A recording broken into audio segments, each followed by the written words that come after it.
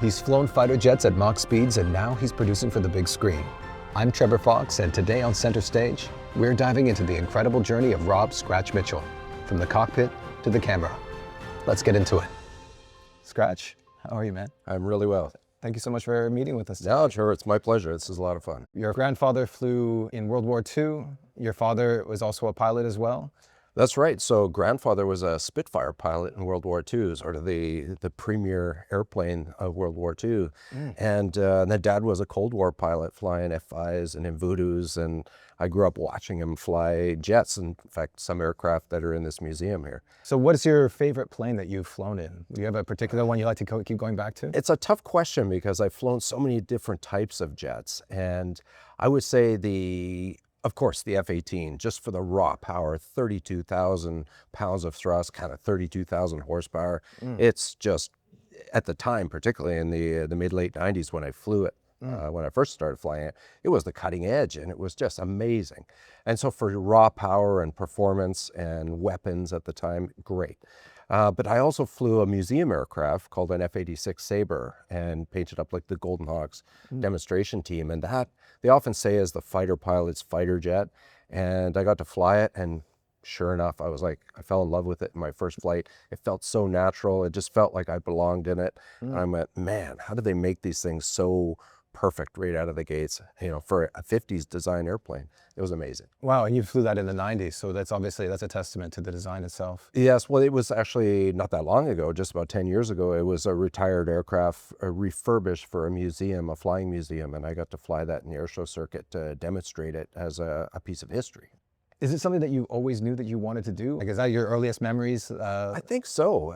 I remember watching my dad just as a 2-year-old, and I lived in Chatham, New Brunswick, when they were flying 101s, like Voodoos, and they would come home from deployment and they would just be treetop. And as a little kid, it felt like it anyways, and they boom the base housing. They would come flying over so low, and I remember running out screaming, yeah! And so it was like energizing early on, and of course seeing your dad walk out to a jet, it's a cool image, and I think that certainly burned something in me that I wanted to do that as well. And Right. I remember building models, and I was just consumed with aviation as a kid, and I was always trying to fly my bike over jumps and different things. Just to experience flight for a brief moment. Right, daredevil from an early age. I see. Perhaps, Yeah. Do you have what are some of the earliest memories you've seen on film? Do you have any films from that era that stick out to you where you were influenced? Yes, well, it's now that my world is film, you're absolutely right. I was fascinated with the big screen early on. I remember my first film I actually remember going to, I don't know if it was the case or not, but the one I remember was a silly movie called Robinson Crusoe on Mars. Like, what movie was that? But I remember just seeing this massive screen, and there was spaceships, and it was this world they brought me into, and it captivated me. And I love that. But then I remember this movie called The Great Waldo Pepper.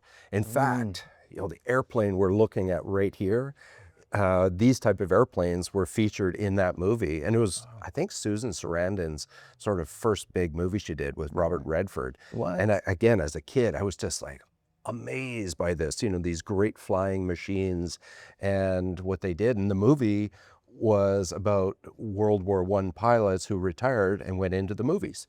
And so this kind of like, full circle, it's kind of like something I'm doing. Yeah, right. And so that movie's really captivated me, and I've watched that no less than 10, 20 times maybe. So you topped your pilot's course and became a CF-18 pilot. Yes, I was one of the lucky guys that went to fighters right out of pilot training. And of our 22 course members, there were only a couple slots. And the only way you're guaranteed a fighter slot was if you topped the course.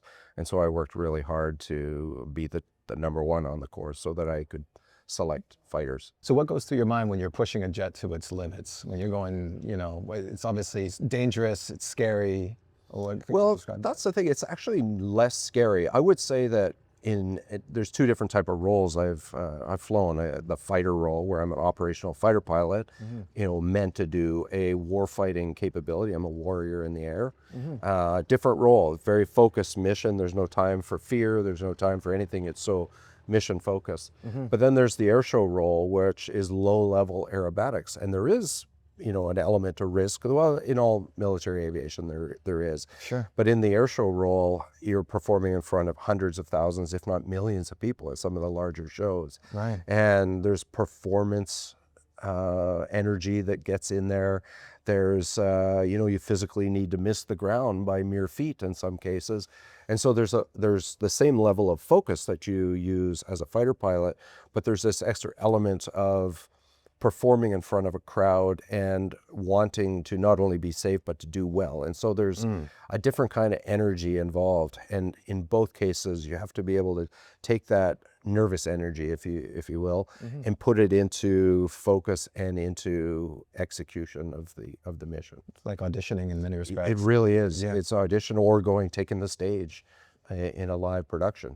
So would you say that you get more unnerved from, I don't know if that's the right word, but the sense of just like the performance anxiety, I guess? Would you get more of that from flying, or would you say you get that more from auditioning? Well, it's funny you'd say, because I think I was more, when I first started auditioning and doing acting class in front of people and and then doing it live in theater or on camera, I think I would rather be shot at by a missile.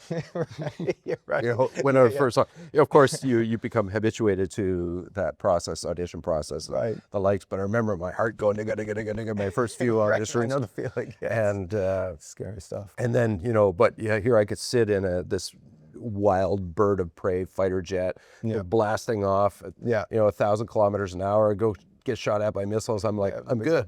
But I don't want to get shot at by missiles. No, we don't want that. That's we avoid that as much as possible. So as team lead, you guided 85 people in 21 aircraft. How did your leadership evolve during that period, especially in high pressure scenarios? Well, that was the penultimate of my flying career so far.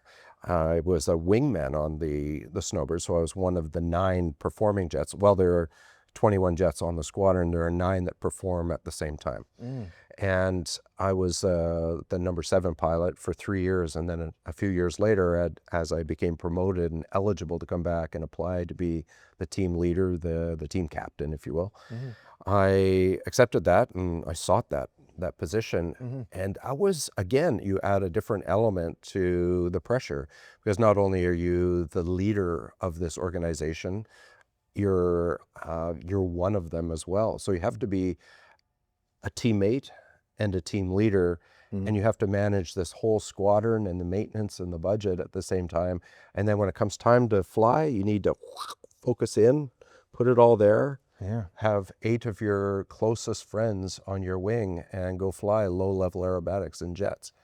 And so that there was an interesting compartmentalization that I learned doing that. I think the evolution of my military career taught me how to compartmentalize. But again, you were talking about that focus that you need to just fly a jet in general, and sort of the combat focus and mission focus. But then you add performance, and there's all the pressure to perform and do well and miss the ground. But then you add, hey, you're now in charge of this whole team. There's an extra element. There were stressful days for sure. And you add elements and, tricky air currents and temperatures. It adds complexity to it. That said, you do that sort of thing and it becomes completely fulfilling and rewarding. And that's what it was for me. Oh my God, I can only imagine. Do you have any favorite maneuvers you like to pull in the air? Anything that's like, you're like, that's my go-to? Well, it's interesting. As the wingman, there were certain high energy kinetic maneuvers that I like doing, because I was like, you get to be aggressive with the jet. And this, as the lead, I measured my success on how smooth I was with the airplanes and the energy management. And this one particular maneuver, the 5-plane line abreast roll, it had to be executed just perfectly from my perspective. If I did it too fast or too slow, it would affect the wingmen, who would run out of energy or have too much on one side because of the centrifugal effect of us rolling a big formation. And so if I was able to do that just right, I always felt good about it. And you come down from the show and everyone's like, oh, that was the best show I've ever seen. But inside if you'd done it really well or not. Again, like acting. Absolutely. Right, you're probably the harshest judge on yourself than anybody else. Our performance is only an internal, truly an internal process. So how did your leadership evolve during that period, especially during high pressure scenarios? Well, as a leader, in the Air Force, we're taught to be leaders, and the Air Force does a really good job of building you up as a leader and exposing you to different circumstances, to other leaders and positions of authority, and as a subordinate. Right. And you get to learn and grow doing that. It's not until you really put in the position until it's tested. And so I would say when I joined the Snowbirds, I was like big grins and enthusiastic, and I retained that. But then we got into situations where it became complex. And indeed, and I'm not afraid to discuss this, there was a fatal accident on my watch. One of my wingmen on my wing during a rehearsal lost his life. Oh my God. The honeymoon was over. But at the same time, that taught me in that exact moment what it was truly to be a leader. There's one thing to have the position, but the definition of leadership is when you're called upon to be a leader under duress. And that was my situation in this case, because we landed those, unfortunately, 8 jets, and we all met at the wing of one of the jets, like we did after every practice or mission, to do a quick around the wing, we'd call it, a wing over discussion. And as I walked up to that jet with my whole team, the ground crew and the air crew, all those eyes were on me, and they all said the same thing in their eyes. It was, "What do we do now, boss?" And it was that moment that I went, this is what leadership's about. You have to be able to respond. It's not just the position. Oh my God. I'm sure you learned a lot from that. That's, that's honestly a me. terrible thing to ever have to go through. Like the pressure and the responsibility you felt for that happening, I'm sure. That's it, the gravity of it all, and then the ability to rise amidst that gravity and be able to help your teammates, be a leader. It changed me. I really defined who I am now, and you'll see themes of that even in my production work, where I bring elements of leadership into play because I can pull on that. Yeah. Things that you're able to draw upon in your work. Yeah. Obviously everything happens for a reason, and it's terrible that obviously happened, but to be able to use that in your art, and that's beautiful silver lining. Absolutely. I that's why I'm not afraid to talk about it, because it did teach me a lot, and it made me a better human, made me a better actor, made me a better director. Yeah. Wow. I know that you recreated a shot from the upside down plane in Top Gun and got the photo. Because I was inverted. That was incredible. Could you talk us through how that came about, and what were some of the complications involved in that? I'm sure that's like pretty dangerous to fly a plane upside down on top of another plane.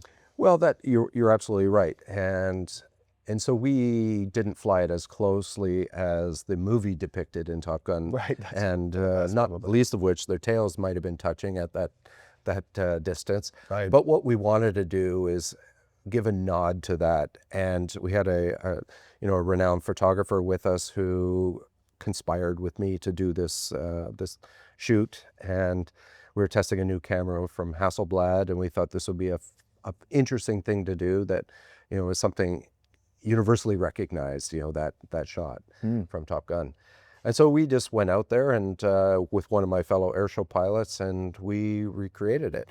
Now, the thing they don't tell you in the movies is that jets, almost all jets, are limited to about 20 seconds of inverted flying before they flame out. Because they're meant to be under positive loads of G, not upside down. Right. Unlike some propeller aerobatic airplanes that have inverted fuel tanks and whatnot, most, if not all, jets are designed to be flown in the positive axis. So we had 20 seconds each take to go upside down, get in the right position, click, click, click, and then get back apart before we flamed out. So little things that don't occur to most people. Right, they don't talk about that in the movie. Obviously. Yeah, we don't have time to sit there, a little left, a little right. Right. You have to roll inverted, get in position, take the picture, go. Oh, the photo's amazing. So it's very cool. So what's the fastest speed that you've ever gone, and what's the Mach? I have been to Mach 1.6, just over 1.6. Okay. It's over, we're 1,000 miles an hour almost at that point, if I'm doing public math. Wow, that's So in Top Gun Maverick, Tom Cruise goes, I think it's like Mach 10 or something. That's obviously It's like 10.2 or something, if I'm not mistaken. Yes, well, that was depicting an experimental jet Right. that's fictitious, but Right, exactly. That's maybe what I wanted to exists. touch on. Yeah. And Right. it's they have created like the X-15 that went, I think, Mach 6.85 back in the 50s or 60s. So conceptually, a craft can go that fast. Really? We just haven't done it yet, and perhaps into the future. Would it be a manned aircraft? Don't know. But, Yeah, right. I think it'd probably be a drone at that point. yeah, who knows? We saw what happened to that plane in the movie. Yeah, disintegrated. Didn't end up well. Oh, I'm surprised he lived, actually. Can you share a memorable mission or air show experience that you've gone through? Yes, and it's interesting. A lot of people think that, the most poignant memories would be these high intensity moments in the show itself. In fact, one of my favorite shows that I've ever flown or experiences in an airplane was not far from here. We're in the Pacific Northwest. Mount Baker's just down the road from us. Right. And I was flying a show leading the snowbirds in the interior of British Columbia. And we were transiting on a Tuesday night to the Abbotsford International Air Show. And we had done an evening show in the interior, packed up the jets really quickly and flew back before dark to Abbotsford. Right. And it was interesting. The sun was setting and the clouds became kind of purple, and the twilight was just starting to set in. And it created this sort of peaceful scape in front of us, and then in the midst of that I could see this shining white-capped mountain, Mount Baker. And I just said, gather it up, big diamond go. That's one of our main signature formations with the 9 jets. Normally we fly spaced out, so just for ease of transiting, and then we all collapsed into our air show formation. And I just took us up over top the mountain and just rolled us on our back, and we flew down the glacial moraine of Mount Baker, just.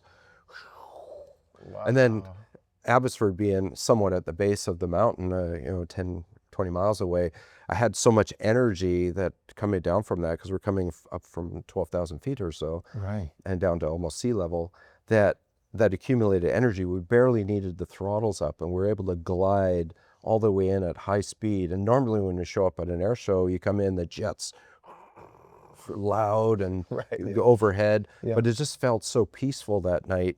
I just said, just kept the power back, and there wasn't even a ripple in the air. It was so smooth. One of the most perfect still air moments I've ever experienced in an airplane in 30 some years. Wow. And we pitched out, we split up in our formations, and we just landed, and it was so connected. There was this, we talk about those fundamental things in film or in storytelling, man versus himself, and in my case, man versus machine, man versus the environment. In the case of what we're dealing with in this scenario, they all merged into this one moment of perfect connection. And then this perfect connection, as if we were all flying in the exact same aircraft. There wasn't even an inch of movement between the airplanes, and it was as if we were all connected at this mind meld level. Wow. And our aircraft, and the stillness and beauty of the air and the light. We landed, and I thought, oh, this has been an amazing experience for me, but my guys like to go fast and do everything. But to a person, they all walked up and said, that was the most beautiful flight I've ever had. We just had this perfect connection of minds and aircraft. It was magical. That's the stuff I like doing in the sky, but that's what I'm trying to bring to the screen as well, is capture the nuance and the subtlety of aviation. Wow. That sounds like a beautiful moment. Oh, I wish there was footage of this. It was lovely, yes. Unfortunately, at the time, we didn't think to have cameras on. It exists up here now. It does. The Mind movie is more powerful. Right, there you go. It's actually more special that way, probably. So to that point, you also have built a camera plane as well. Yes. Talk about that. So building on my experience, like, what do you do when you leave the Air Force and you're a fighter pilot or a formation aerobatic pilot on a jet team like the Blue Angels or the Snowbirds? Very little places of use for that in the world. Right. Well, I actually managed to find one. So building on my civilian airshow career, flying museum fighter jets and whatnot, I was able to partner with an organization, Dillon Aero, and we were able to fabricate and mount camera gimbal systems onto one of the jets. And so now I'm able to really bring people into the world that I know. And there's one thing to put GoPros on and everything else, but truly high performance and GoPros don't cut the it. level Yeah. of imagery that I want to do, IMAX photography and Apple Vision Pro, the stuff that's really groundbreaking right now. That's what we're doing with this. And again, it's out of this vision to bring people the gift of what I've experienced. That's just the beginning of Scratch Mitchell's incredible journey, from commanding Canada's elite jets to chasing stories in the sky. Stick around because in part 2, we dive into the world of filmmaking at 30,000 feet and beyond.